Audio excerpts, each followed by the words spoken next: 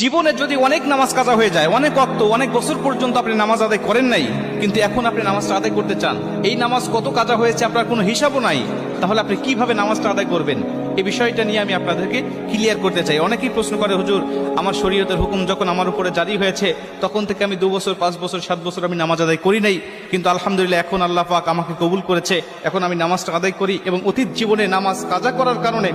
আমার ভিতরে অনুশোচনা আসছে, হুজুর নামাজগুলো আমি আদায় করতে চাই, কেমনে করে নামাজ আদায় করব? শুধু তওবা করলেই হয়ে যাবে নাকি আমাকে সেই নামাজগুলোকে হিসাব করে করে আমাকে পড়তে হবে? অনেকেই বলে, হুজুর হিসাব করা তো সম্ভব নয়, তাহলে কিভাবে নামাজটা আদায় করব? কারণ অল্প যদি ওয়াক্ত নামাজ কাজা হয়, যেমন আজকে আপনি 2 ওয়াক্ত নামাজ কাজা করেছেন, আসর এবং মাগরিবের নামাজ আপনি আদায় করেন নাই, এশার নামাজের সময় আপনার স্মরণ হয়েছে বা আপনি অবসর হয়েছেন, ব্যস্ততা আপনার কমেছে, আপনি এখন কাজা নামাজটা আদায় করবেন, হিসাব করে আপনি এশার নামাজের আগে আসরের নামাজের 4 রাকাত আপনি কাজা নামাজ আদায় করলেন, মাগরিবের 3 রাকাত করলেন, তারপর এশার নামাজের আদায়